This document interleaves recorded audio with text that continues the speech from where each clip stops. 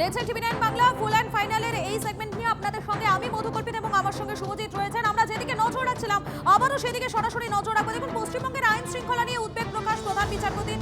আইন শৃঙ্খলা পরিস্থিতি নিয়ন্ত্রণে না এলে ডিজিকে চরম পরিণতির মুখোমুখি হতে হবে। এসআইআর মামলা শুনানিতে হুঁশিয়ারি সুপ্রিম কোর্টের প্রধান বিচারপতির। এবং এই মুহূর্তে একটা গুরুত্বপূর্ণ আপডেট আপনাদেরকে জানিয়ে রাখি। কমিশনের আইনজীবী তিনি জানিয়েছেন 95% কাজ সম্পূর্ণ হয়ে গিয়েছে। যতটা কাজ সম্পূর্ণ হয়ে গিয়েছে তার প্রেক্ষিতে চূড়ান্ত ভোটার তালিকা ঘোষণা হোক, যা বাকি থাকবে তার জন্য পরে একটি সাপ্লিমেন্টারি লিস্ট বের করা হবে। কপিল সিব্বল তিনি এই ক্ষেত্রে যে সওয়াল করেছেন, এর ফলে রাজ্যের আইন শৃঙ্খলা পরিস্থিতির অবনতি হবে। আমি শ্রাবন্তীর কাছে আরো একবার চলে যাবো। শ্রাবন্তী, এই মুহূর্তে লেটেস্ট কি আপডেট রয়েছে? মধুকল্পিত দুটো পার্ট, একটা হচ্ছে আইন শৃঙ্খলা রাজ্যের অবনতি, সেটা একেবারে সরাসরি প্রধান বিচারপতি শীর্ষ আদালতে তিনি উল্লেখ করেছেন। অন্যদিকে কমিশনের আইনজীবীরা যে উল্লেখ করলেন সেটা একদিক দিয়ে আসার কথা। আর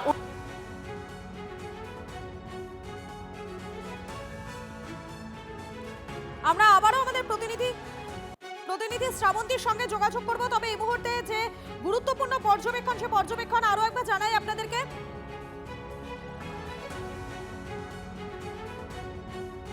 আমি আরো একবার শ্রাবন্তীর কাছে চলে যাবো। শ্রাবন্তী, তুমি যেমনটা বলছিলে, দেখো, আশা এবং আশঙ্কার কথা এই জন্য বলছি যে এই যে 95% কাজ শেষ হয়ে গেছে বলে কমিশনের আইনজীবী আজকে দাবি করেছেন, যে 5% কাজ রয়েছে তারা বোধহয় বুঝতে পারছেন যে এটা এই 28 তারিখের মধ্যে কাজ করা সম্ভব নয়। 28 তারিখের অনেকটা আগেই এই কাজ শেষ করে ফেলতে হবে যদি পূর্ণাঙ্গ তালিকা 28শে ফেব্রুয়ারি বার করতে হয়। তাহলে যে 5% কাজটা এখনো পর্যন্ত বাকি রয়েছে তার জন্য অতিরিক্ত সময় দেওয়া হবে এবং সাপ্লিমেন্টারি লিস্টে নাম থাকবে। আসার কথা এই জন্য বলা হচ্ছে যে যে সমস্ত ডকুমেন্টস, প্রায় 30 লক্ষ ভোটারের ডকুমেন্টকে ফের নতুন করে পুনরায় চেকিংয়ের জন্য রোল অবজারভাররা ইয়ারোর কাছে পাঠিয়েছেন, তাদের ক্ষেত্রে, সেই সমস্ত ভোটারদের ক্ষেত্রে কিছুটা আসার কথা যে এসআইআর এর লিস্টে দ্বিতীয়বার সাপ্লিমেন্টারি লিস্টে তাদের নাম থাকতে পারে। দুই হচ্ছে আশঙ্কার কথা এখানে, যেখানে অন্যান্য রাজনৈতিক দল বারবার একটা কথা বলছে যে এই নাম যেটা 28 তারিখে বেরোতে চলেছে, তারপরে যখন কমিশনের কাছে রিপ্লাই চাওয়া হবে, কমিশন বাড়ি বাড়িতে জানিয়ে দেবে যে কি কারণে নাম বাদ গেছে, তারপর কি সত্যি সেই ভোটারের হাতে ততটা সময় থাকবে? কারণ বিজ্ঞপ্তি জারি হতে, বিধানসভা নির্বাচনের বিজ্ঞপ্তি জারি হতে আর বেশি দিন সময় থাকবে না, যার ফলে এই বিজ্ঞপ্তি জারির আগে কতজন ভোটারের নিষ্পত্তি হয়ে যাবে এবং তারা সত্যিই গিয়ে ভোটটা দিতে পারবেন। আজকের কমিশনের এই আইনজীবীর বক্তব্যের পরে সাপ্লিমেন্টারি লিস্ট যদি বের হয় তাহলে কিছুটা হলেও আসার কথা বলা যেতে পারে যে এসআইআর প্রক্রিয়া চলছে। সেই এসআইআর প্রক্রিয়া তারা গোটা এই যে তৎপরতার সাথে যে কাজটা চলছিল, সেটা অনেকেই ভাবছিলেন যে সত্যি কি 27 লক্ষ নাম এক্ষুনি চেক করে ফেলা সম্ভব, কমিশন যাই না বলুক না কেন। আজকের এই সাপ্লিমেন্টারি লিস্টের থেকে এক্ষেত্রেই ভোটারদের ক্ষেত্রে একটা আসার কথা। আমরা যেটুকুনি কমিশন সূত্রে জানতে পারছিলাম যে এই একসঙ্গে 30 লক্ষ ভোটারের যাচাই পর্ব আপলোড করার বিষয়টি এতটা দ্রুত হচ্ছিল, যার ফলে কমিশনের যে নেটটা, যে কমিশনের যে সাইটটা, সেটা ক্র্যাশ করে গেছিলো, সেটা কাজ করছিল না, এরকম তথ্যও আসছিল। যার ফলে আজকে শীর্ষ আদালতের এই নির্দেশের পরে তারা যখন এই কথাটি বলেন, তারপরে কিছুটা হলেও আশ্বাস পেয়েছেন ভোটাররা, সেটাই বলা যায়।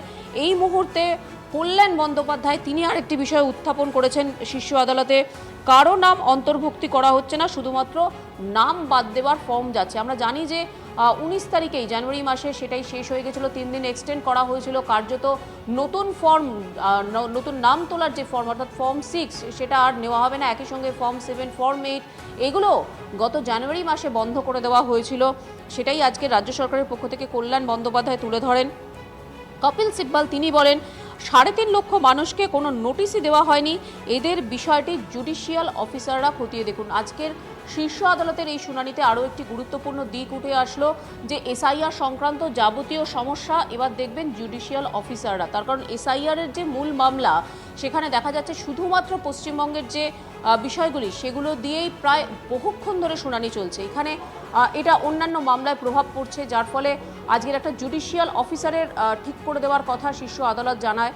প্রধান বিচারপতি কলকাতা হাইকোর্ট এই জুডিশিয়াল অফিসার কে হতে পারেন সেটা দেখবেন। সেখানে সিইও মনোজ আগরওয়াল তিনি থাকবেন এই সিদ্ধান্ত নেওয়ার সময়, ডিজিপি থাকবেন, মুখ্য সচিব থাকবেন। আগামীকাল সেই বৈঠক হবার কথা জানানো হয়েছে শীর্ষ আদালতের পক্ষ থেকে। প্রধান বিচারপতি বৈঠকে এই বৈঠকের আয়োজন করবেন এবং অন্যান্যদের সঙ্গে কথা বলে জুডিশিয়াল অফিসার কে হবেন সেটা সিদ্ধান্ত নিতে পারেন। যে কোনো নিম্ন আদালতের বিচারক তিনি হতে পারেন, বা অন্য সেই পদস্থ কোনো ব্যক্তি তিনিও এই ধরনের জুডিশিয়াল অফিসার হতে পারেন, সেটা আগামীকাল সিদ্ধান্ত হবে। রাজ্যের পক্ষ থেকে আইনজীবীরা বলছেন যে এই বিষয়টি জুডিশিয়াল অফিসাররা দেখুন যে 3.5 লক্ষ মানুষকে নোটিশ দেওয়া হয়নি। আরও প্রধান বিচারপতি গোটাটা শোনার পরে বলেন যে সব বিষয় জুডিশিয়াল অফিসাররা দেখবেন, সরকারি বাবুরা জুডিশিয়াল অফিসারদের কাজে সহযোগিতা করবেন না, এটা আমরা হতে দিতে পারি না। অর্থাৎ ফের রাজ্যকে খোঁচা প্রধান বিচারপতির। তার বক্তব্য যে তারা যে প্রথম থেকে আজকের এই শুনানিতে তারা বলেছিলেন যে এসডিও পদে যে পদমর্যাদার অফিসারদের নিয়োগ করার কথা বলা হয়েছিল সেটা কেন হয়নি, গ্রুপ বি অফিসাররা কোথায় গেছেন, আর একেবারে শেষের দিকে এত কিছু চাই যদি রাজ্য সরকার বলে থাকে তাহলে সেটা তারা বরদাস্ত করবেন না, সমস্ত কাজ জুডিশিয়াল অফিসাররা করবেন। আর যখন কোনো নির্দেশ পালনের জন্য অফিসারদের, সরকারি অফিসারদের বলা হবে তখন অফিসার পাচ্ছি না বা অফিসাররা নিজেরাই কাজ করছেন না, এটা বরদাস্ত করা হবে না। একই সঙ্গে প্রধান বিচারপতি তিনি বললেন যে extraordinary order due to extraordinary circumstances, একেবারে ফের প্রথম জায়গাতেই ফিরে গেলেন।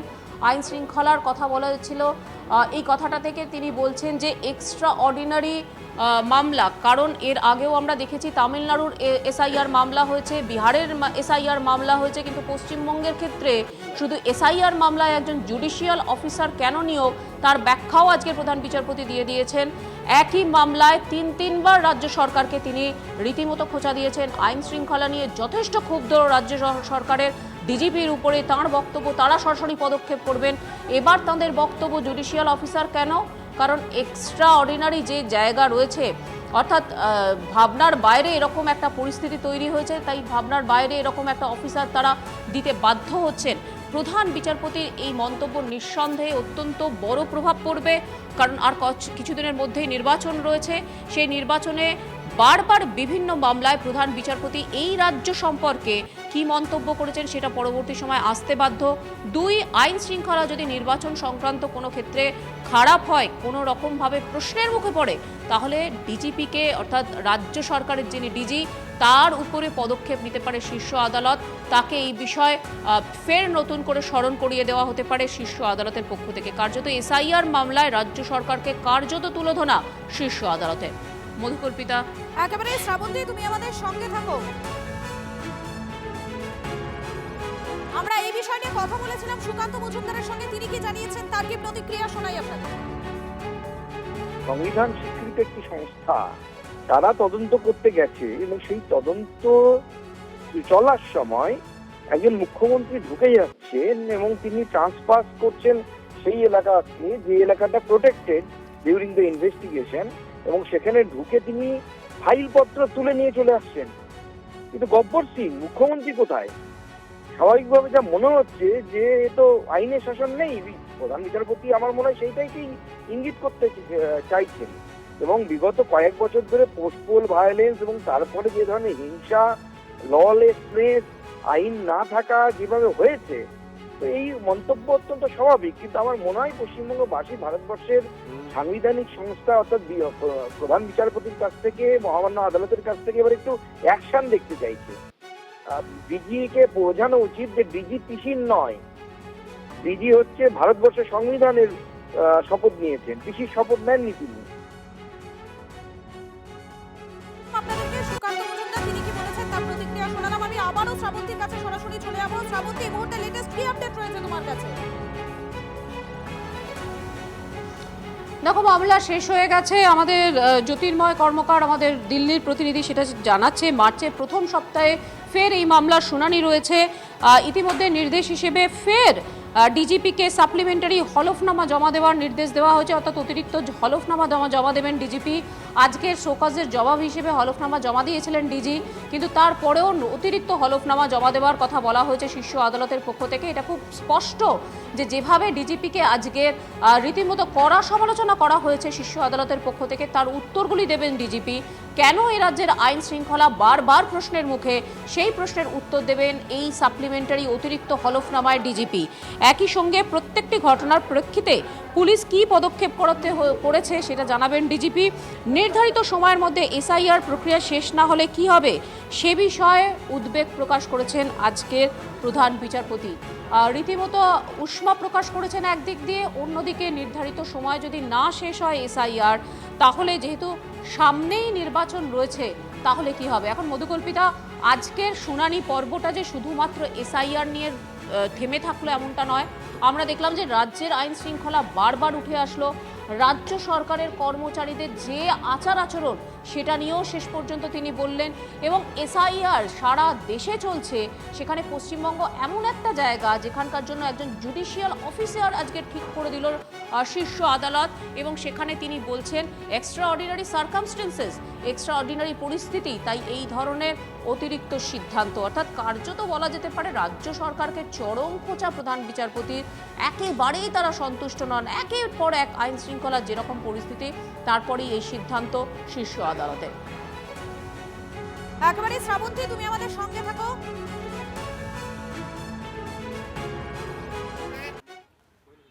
ইলেকটোরাল রিফর্মসের আজকে ইতিহাস তৈরি হলো। এই যে চিফ ইলেকশন কমিশনার ভাবতো তিনিই সব, তিনি ছাড়া কিছু হবে না, আজকে তা শেষ।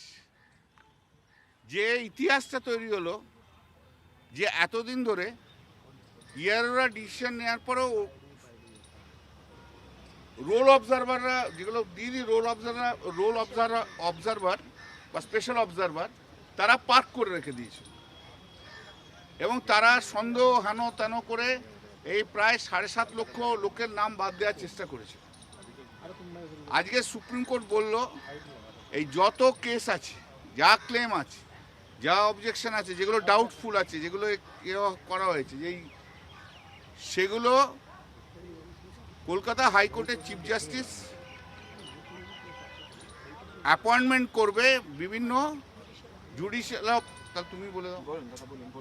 তা আমি বলবো না, তুমি বলে দাও, আমাকে আর কিচ্ছু বলতে হবে না, তুমি বলে দাও। এসো, তুমি বলে দাও ভাই। একটা করে কথা বলো না, চিন্তাটা ভাবনাটাকেই নষ্ট করে দাও সব। 15 জন সাংবাদিক থাকবে, 15টা কথা। The chief justice of Calcutta high court, তিনি জুডিশিয়াল অফিসার্স অ্যাপয়েন্ট করবেন ইন দি লেভেল অফ, মানে লেভেলটা হচ্ছে ডিস্ট্রিক্ট জাজ এবং অ্যাডিশনাল ডিস্ট্রিক্ট জাজের লেভেলে, এবং এক্স জুডিশিয়াল অফিসারদেরও অ্যাপয়েন্টমেন্ট করতে পারেন। তারা ডিসাইড করে নেবে যে এই ক্লেমগুলো কারেক্ট কি নট কারেক্ট। অতএব final decision will be taken by the judicial officers, যাদেরকে আজকে সুপ্রিম কোর্টের অর্ডারের মধ্যে দিয়ে দিল। সুপ্রিম কোর্ট কথাও বলেছে যে ভারতবর্ষের সংবিধানের মানুষের অধিকার হচ্ছে সবচেয়ে বড় অধিকার। এবং আমরা যদিও জানি কয়েকদিন জুডিশিয়াল প্রসিডিং হয়তো একটুখানি ইন্টারফারেন্স হবে, একটু প্রেজুডিস হবে, কিন্তু সেক্ষেত্রেও এটা করতে হবে। এবং সেই জন্য কোনো আর্জেন্ট ম্যাটার থাকলে বা যা থাকবে সেগুলো প্রিন্সিপাল ডিস্ট্রিক্ট জাজ আছে, সে তাকে অন্য বেঞ্চে অ্যালোকেট করতে হবে এই কয়েকদিন যে কাজ হবে। এবং যত ডকুমেন্ট আছে যেগুলো আপলোড দিয়েছে আপলোডও হয়নি, সেই ডকুমেন্টকেও এক্সামিন করতে হবে। আর ডিজিকে বলেছে যে ল অ্যান্ড অর্ডার যা আছে সেই ল অ্যান্ড অর্ডার যাতে মেনটেন হয়, সেই ল অ্যান্ড অর্ডার দেখতে। প্রতিটি এসপিকে বলেছে এই যে এক্সারসাইজটা যখন হবে তখন এসপি তার পুলিশ ফোর্স নিয়ে যা যা হেল্প করতে হবে, স্টেট গভর্নমেন্টকে সমস্ত ইনফ্রাস্ট্রাকচার দিতে হবে, যেখানে যেখানে এই এক্সারসাইজগুলো হবে সেখানে সেই এক্সারসাইজ। তাই আমি বলেছিলাম, শুরু করেছিলাম, এটা একটা ঐতিহাসিক ঘটনা আজকে সুপ্রিম কোর্টে ঘটলো, যেটা কখনো কেউ কোনোদিন ভাবিনি। আমি তো ভাবিনি, আমি এটা ভাবিনি, মানে আমি সত্যি কথা বলছি, আমি এটা ভাবিনি। এই কথা সুপ্রিম কোর্ট থেকে আসাতে আমরা এটাকে অ্যাকসেপ্ট করেছি এবং ইলেকশন কমিশনও অ্যাকসেপ্ট করেছে। অতএব এই যে কেসগুলো ইয়ারোরা করেছে, যাতে ডাউট হয়েছে, যাতে ডাউট রেখেছে, স্পেশাল রোল অবজারভাররা রেখে দিয়েছে, সেই স্পেশাল রোল অবজারভারদের ডিসিশন ইজ নাথিং। তারা কোনো ডিসাইডই করতে পারবে না, কিচ্ছু করতে পারবে না। যা ডিসিশন নেওয়ার, ফাইনাল ডিসিশন জুডিশিয়াল অফিসাররা নেবে, সেটা যার পক্ষেই যাবে বা যার পক্ষে যাবে না, সেটা that's a different thing. Mainly যেটা হলো, আমাদের পক্ষে যেটা বড় কথা হলো, এই যে স্পেশাল রোল অবজারভাররা বিভিন্ন রাজ্য থেকে এসেছিল, তারা বাংলা ভাষা বোঝে না, বাংলার নাম বোঝে না। আজকে যারা লোকাল যারা থাকবে তারা বাংলা ভাষাটা জানবে, জুডিশিয়াল অফিসাররা তারা বলতে পারবে ব্যানার্জি না বন্দ্যোপাধ্যায় না বনার্জি, তিনটে মিলে কেউ কোনটা সত্যি কোনটা ঠিক আছে। অতএব যা পেয়েছি ভাবা যায় না, আমরা ভাবিনি কখনো দিন, আমি এটা ভাবতেই পারিনি আজ সকালবেলায় যে এরকম একটা অর্ডার পাবো। অত্যন্ত খুশি, ভীষণ ভালো, দারুণ হলো। সারা পশ্চিমবাংলায় সমস্ত আমাদের কর্মীরা জেগে উঠবে, একদম চাঙ্গা হয়ে যাবে একদম। দেখুন না কেমন চাঙ্গা হয়, ওই বিজেপিকে কেমন করে সেটা শুধু দেখে নিন না শুধু।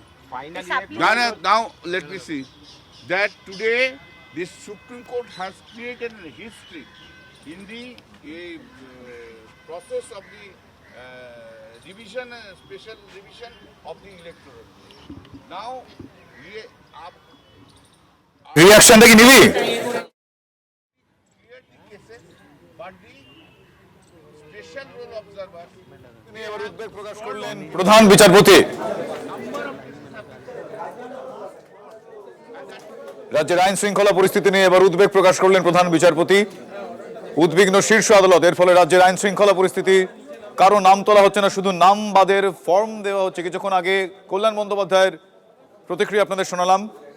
3.5 লক্ষ ভোটারকে কোনো নোটিশ দেওয়া হয়নি। এই 3.5 লক্ষের বিষয়টি দেখুন জুডিশিয়াল অফিসার, সব বিষয়ে জুডিশিয়াল অফিসারেই দেখবেন, জানিয়েছেন প্রধান বিচারপতি। আমরা প্রতিক্রিয়া জানতে ফোন করেছিলাম রাজনৈতিক ব্যক্তিত্বদের। জয়প্রকাশ মজুমদার তিনি কি প্রতিক্রিয়া জানিয়েছেন শোনাবো।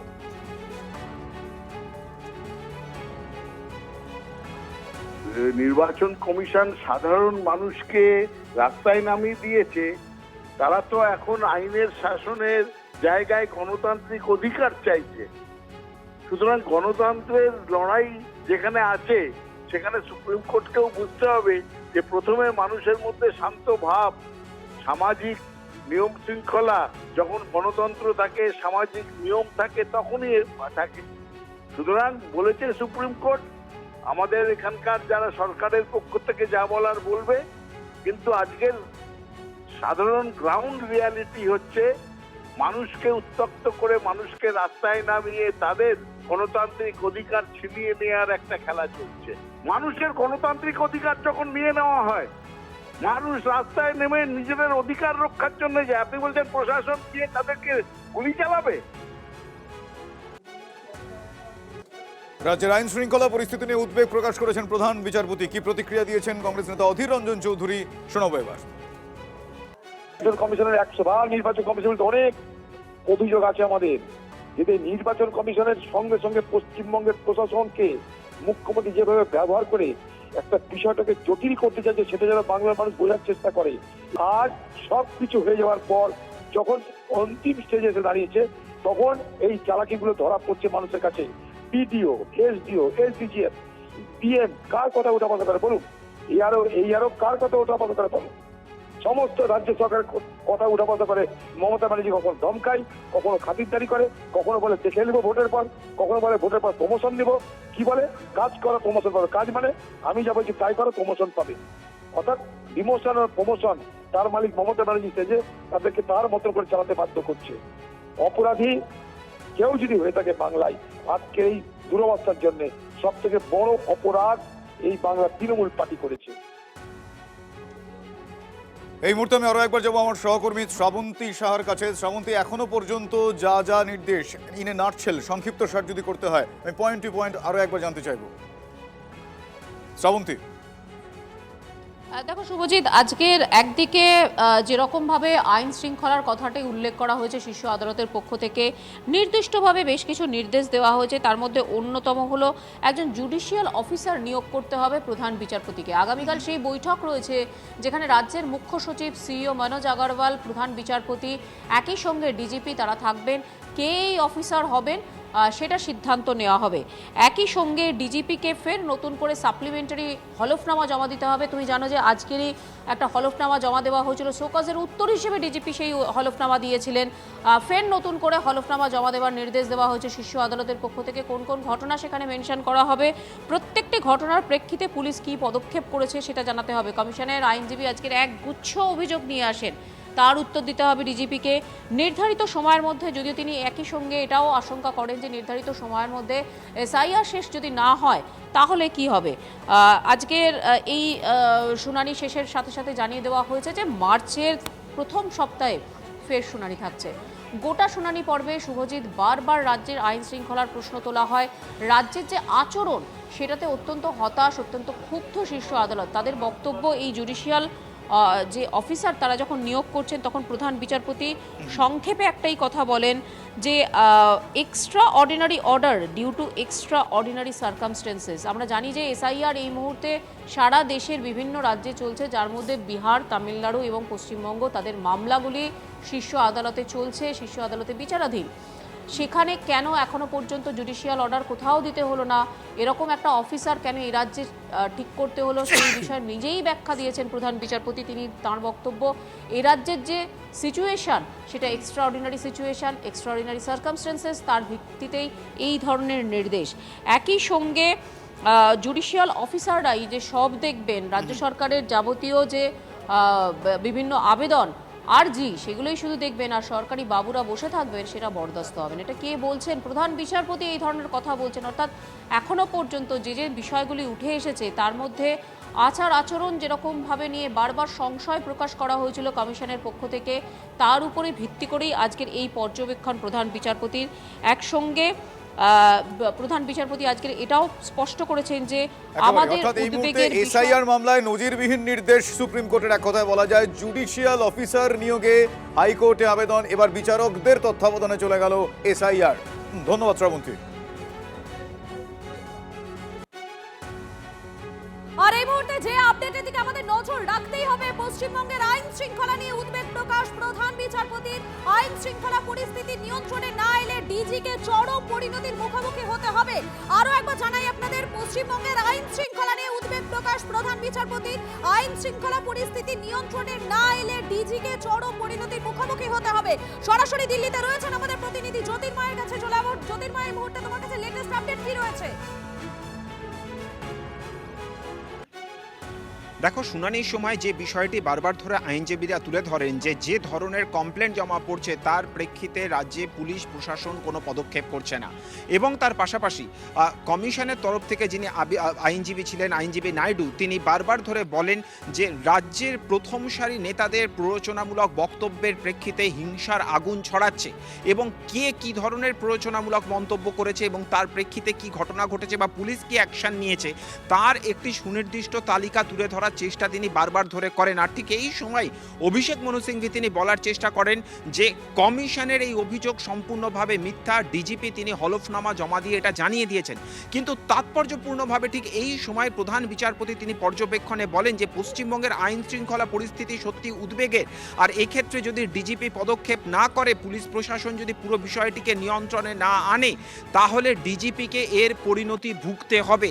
এবং একেবারে যখন শেষ হচ্ছে, যখন অর্ডার পাস করা হচ্ছে, তখনও কিন্তু এই বিষয়টি ফের একজন আইনজীবী তিনি উল্লেখ করেন। তার প্রেক্ষিতে প্রধান বিচারপতি তিনি নির্দেশ দেন যে ডিজিপি ইতিমধ্যেই একটি হলফনামা জমা দিয়েছেন, তাকে সাপ্লিমেন্টারি এফিডেভিট জমা দিতে হবে। যে কমপ্লেনগুলো জমা পড়েছে প্রত্যেকটা কমপ্লেনের ভিত্তিতে আলাদা আলাদা করে সুনির্দিষ্ট কি পদক্ষেপ করা হয়েছে সেই বিষয় নিয়েও তাকে তার হলফনামায় জানাতে হবে। অর্থাৎ পশ্চিমবঙ্গের ডিজিপি এবং সামগ্রিকভাবে আইন শৃঙ্খলা পরিস্থিতি যে সুপ্রিম কোর্টের প্রধান বিচারপতির নজরে রয়েছে তা আজকের এই এসআইআর শুনানিতে স্পষ্টভাবে বুঝিয়ে দিয়েছেন প্রধান বিচারপতির নেতৃত্বাধীন বেঞ্চ। একেবারে তুমি থাকো আমাদের সঙ্গে। সিচুয়েশন তাতে বলা যায় যে এই মুহূর্তে এ রাজ্যে একটা extra ordinary, coat unquote extra ordinary একটা সিনারিও, একটা সিচুয়েশন তৈরি হয়েছে। আমার সহকর্মী রাজা চট্টোপাধ্যায় এই মুহূর্তে রয়েছে। রাজা, এখন অব্দি যা সিচুয়েশন, এসআইআর বিচারকদের তত্ত্বাবধানে চলে গেল, কি অবজারভেশন এখনো পর্যন্ত? অবজারভেশন দেখো, এইটা আমরা বলছি না, এটা সুপ্রিম কোর্টের চিফ জাস্টিসের বেঞ্চই মনে করছেন যে এক্সট্রাঅর্ডিনারি সিনারিও তৈরি হয়েছে। এক্সট্রাঅর্ডিনারি মানে কি? যে ব্যতিক্রমী, অভূতপূর্ব, বিশেষ।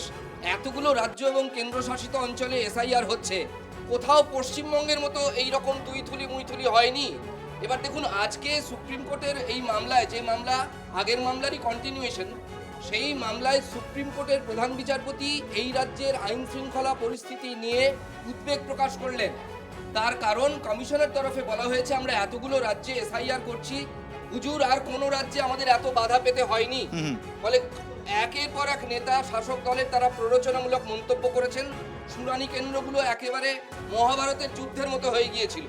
ফলে এই শেষ লগ্নে এসে পশ্চিমবঙ্গ এখনো জানে না যে তাদের তালিকাটা ফাইনালি কবে বেরোবে। অন্যান্য রাজ্য কিন্তু জানে, অন্যান্য রাজ্যের মানুষ কিন্তু জানেন ঠিক, যে তাদের ঠিক। ফাইনাল তালিকা কবে বেরোবে। এইরকম এক অবস্থায় এসে কেন্দ্র, রাজ্য এবং নির্বাচন কমিশন তাদের মধ্যে অবিশ্বাসের বাতাবরণ, মিসট্রাস্ট এবং বিরক্তি এবং পরস্পর ব্লেম গেম ঠিক। এমন একটা জায়গায় গেছে যে সুপ্রিম কোর্ট বাধ্য হলেন যে কালকে একটা মিটিং ডাকতে প্রস্তাব দিতে নির্দেশ তিনি অনুরোধ করবেন, কিন্তু সুপ্রিম কোর্টের চিফ জাস্টিস যখন বলেন অনুরোধ করছি, এটা নির্দেশ। ঠিক। নির্দেশ হচ্ছে সিইও, সিএস এবং অর্থাৎ রাজ্য, কেন্দ্র, নির্বাচন কমিশন সব পক্ষ একসঙ্গে বসবে। সেই মিটিংয়ে প্রধান বিচারপতির কাছে আবেদন করা হবে যে আপনি জুডিশিয়াল অফিসার দিন, অর্থাৎ রাজ্যে জেলা জজ এবং অতিরিক্ত জেলা জজ তারা বসে এবার এসআইআর এর বাদবাকি যে কাজটা আছে তার তত্ত্বাবধান করবেন। It has never ever happened in any other এখন তো বিশ্বাসযোগ্যতা, credibility নিয়ে প্রশ্ন। এবং এর ব্যাখ্যায়, এই পরিস্থিতিটাকে ব্যাখ্যায় চিফ জাস্টিস অফ ইন্ডিয়া নিজেই বলছেন যে যেহেতু পরিস্থিতি এক্সট্রাঅর্ডিনারি তাই আমাকে এই রকম এক্সট্রাঅর্ডিনারি নির্দেশ দিতে হলো। এটাই হচ্ছে এই মুহূর্তের সবথেকে ইউনিক, যেটা ভারতে কোথাও হয়নি, বাংলায় হলো। বেশ, এই মুহূর্তে শুভময় মৈত্র রাজনৈতিক বিশ্লেষক আমার সঙ্গে টেলিফোন লাইনে রয়েছে, আমি তার পর্যবেক্ষণ করা বিষয়টা। শুভময়দা, এই মুহূর্তে যে সিচুয়েশন তাতে কিন্তু এক কথায় বলা যায় এটা এক্সেপশনাল, ব্যতিক্রমী, যে এসআইআর প্রসেস এ রাজ্যের জন্য জুডিশিয়াল অফিসার নিয়োগ করতে হবে, শুধু তাই নয় সেক্ষেত্রে বিচারকদের তত্ত্বাবধানে চলে গেল। আপনার কি পর্যবেক্ষণ? দেখুন, ব্যতিক্রমী নয়, শেষ চেষ্টা করছে একদিকে সাধারণ মানুষ, সাধারণ বিএলও, সাধারণ ভোটকর্মী, রাজনৈতিক দলের সাধারণ কর্মীরা শেষ চেষ্টা করছেন আমাদের দেশের উচ্চতম আদালত। আর তার মধ্যে কেন্দ্র এবং রাজ্যের যে সম্পর্ক, যেটি তৃণমূল এবং বিজেপির সম্পর্ক দ্বারা নির্ধারিত হচ্ছে, এবং নির্বাচন কমিশনের যে কিছু পদ্ধতিগত সীমাবদ্ধতা, সেই জায়গা গোটা বিষয়টিকে গুলিয়ে দিচ্ছে। আমাদের একটা 100 কোটির গণতন্ত্র, যেটা পৃথিবীর যে কোনো দেশ আমাদের থেকে শিখবে, এবং সেই গণতন্ত্রটা আছে বলেই তো আমরা আজকে এই আলোচনাটা করতে পারছি। কিন্তু সেই গণতন্ত্রে ভোটার লিস্ট সংশোধন, যেটা অত্যন্ত জরুরি একটি কাজ, সেই কাজটি করার ক্ষেত্রে একদিকে রাজ্য কিন্তু সরকারের অন্যান্য অসহযোগিতা। রাজ্যের ক্ষেত্রে যে বিষয়টা হলো, এই রাজ্যের ক্ষেত্রে এরকম একটা ব্যতিক্রমী পরিস্থিতি তৈরি হলো কেন? সেই ক্ষেত্রে আপনার কি মতামত? ব্যতিক্রমী পরিস্থিতি সৃষ্টি হওয়ার একটি কারণ হচ্ছে রাজ্য সরকারের সরাসরি এবং পাবলিক ডোমেইনে বলা অসহযোগিতা। তাদের যে যুক্তি নেই বলছি না, কিন্তু প্রসেসটার মধ্যে তাদের অসহযোগিতা থাকলো। উল্টো দিকে নির্বাচন কমিশন তাদের সাধারণ যে কর্মীরা অনবদ্য কাজ করলেন, বাড়ি গিয়ে যোগাযোগ করে সারা দিন রাত নিজেদের কাজের বাইরের কাজ করে তারা যে লড়াইটা দিলেন, সাধারণ মানুষ যে লড়াইটা দিলেন ভোট কেন্দ্রে, অর্থাৎ ভোটের যে শুনানি কেন্দ্রে লাইনে দাঁড়িয়ে, সেই জায়গাটায় কিন্তু নির্বাচন কমিশনের উচ্চতম আধিকারিকদের যে সীমাবদ্ধতা, তারা সারাক্ষণ থমকে গেলেন, রাজ্যের যে প্রশাসক তাদের সঙ্গে ঝগড়া করে গেলেন। এই যে উচ্চতম প্রশাসক, তাদের যে দায়িত্ব নিয়ে কাজটা সঠিকভাবে করা, তারা তো ব্যর্থ হলেন এই জায়গাটাতে। বুঝতে পেরেছি শুভময় বাবু, থ্যাংক ইউ, সঠিক কথা ধন্যবাদ। বলেছেন।